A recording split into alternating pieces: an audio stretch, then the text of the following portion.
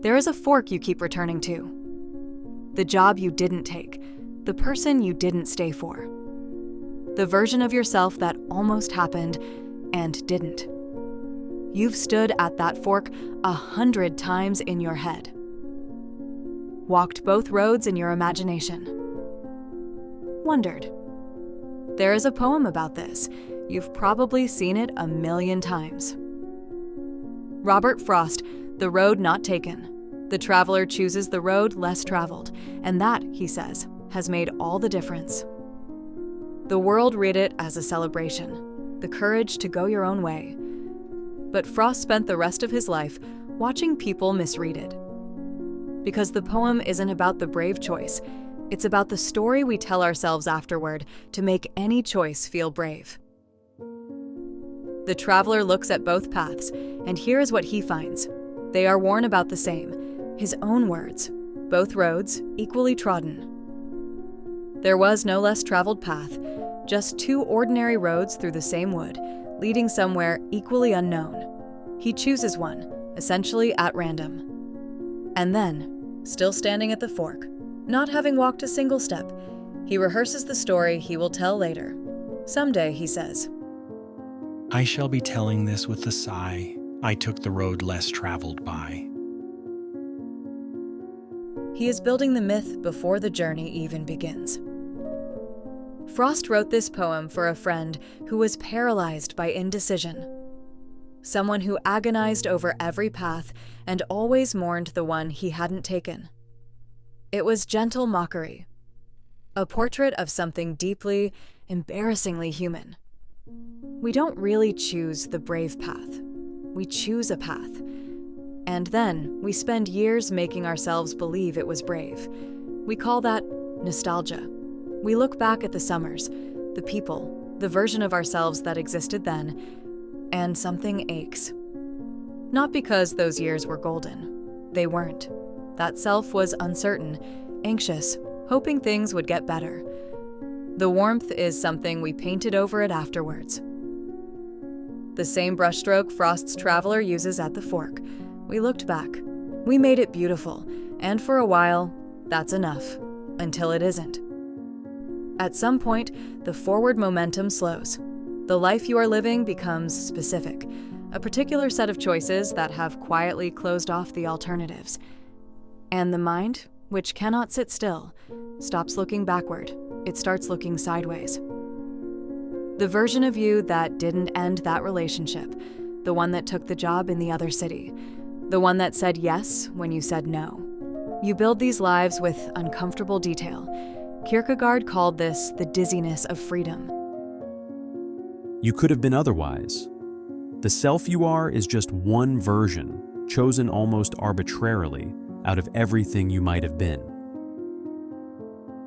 And once you feel that dizziness, it doesn't leave easily, because now you are not just mourning a past that is gone. You are mourning lives that never happened at all. In 1986, a philosopher named David Lewis proposed something most of his colleagues found deeply unsettling. Every possible world actually exists, not as metaphor, not as thought experiment, as a real, concrete, fully inhabited universe somewhere. Every choice you didn't make spawned a world where you made it. Every path untaken is being walked right now by a version of you that is just as real as this one. Most philosophers found this absurd. Lewis followed the logic wherever it led. You don't have to believe him, but feel what his idea produces. If he is right, the ghosts' lives aren't imaginary.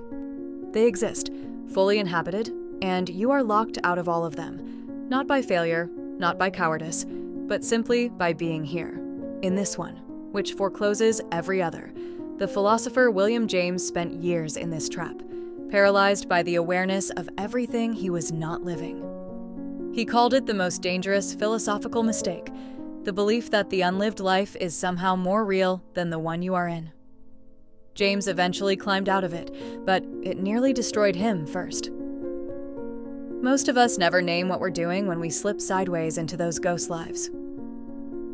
But we stand there anyway, in our actual, quiet lives, haunted.